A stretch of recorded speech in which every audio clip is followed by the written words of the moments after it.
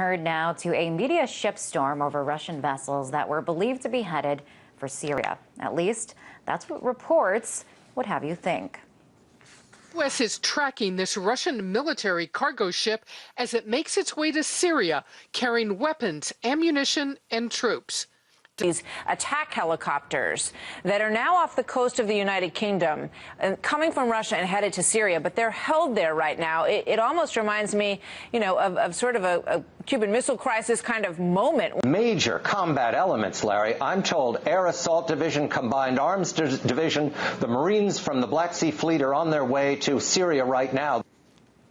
But Russia's defense ministry has refuted reports that any of its landing crafts are heading to Syria. This, as media coverage claimed a ship allegedly carrying helicopters to the conflict-torn country was stopped off the coast of Scotland. Republican presidential candidate Ron Paul, who has consistently condemned military intervention overseas, has dubbed such attacks and accusations as war propaganda. Here he is talking about it on the House floor today.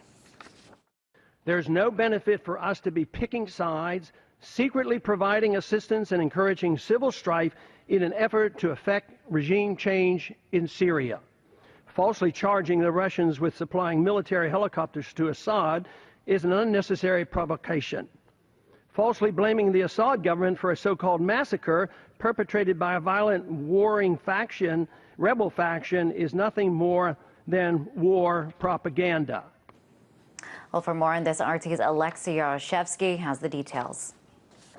A Russian ship allegedly bound for Syria named Alouette was stopped at the coast of Scotland by the request of the British government. Its insurance was cancelled, and despite that this has not been confirmed nor by the Russian Defense Ministry nor by anyone else, the Western media have already came up with allegations and headlines that this ship was carrying helicopters to Syria to aid Assad's regime in the conflict zone. Now, definitely this is not the first time that the Western media has come up with such allegations, because we've heard about 2 Russian ships of the Black Sea Fleet which are ready to sail towards Syria. Now, CNN and NBC and many other stations came up with their reports last week, believing that these ships were already on their way to Syria, and thus creating many concerns in the West, especially that Russia would be aiding Assad's regime in the conflict. Now, Russia has been firmly denying all such accusations, saying that it's not been taking any sides,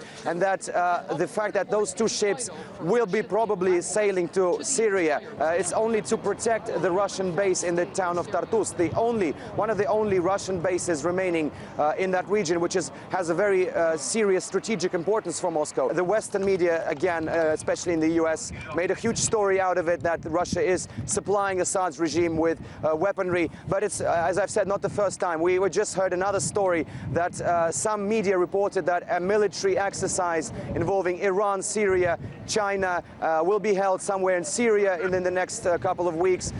These reports were also turned into mass hysteria by the media, saying that Russia is playing a dangerous game in the Syrian backyard. But this also has already been denounced by the Russian Defense Ministry, which said that no such games are possible in a conflict zone, which Syria certainly is at the moment. So this is definitely an all-out information war, not something we are completely not used to. We just have to wait and see what other stories and what other sensations will the Western media produce. As I've said, Russia has been denying any involvement in supplying Assad's regime with weaponry and firmly stands on its position that it's not taking any sides and that it's not doing anything wrong from the international point of view. That was RT correspondent Alexei Yaroshevsky.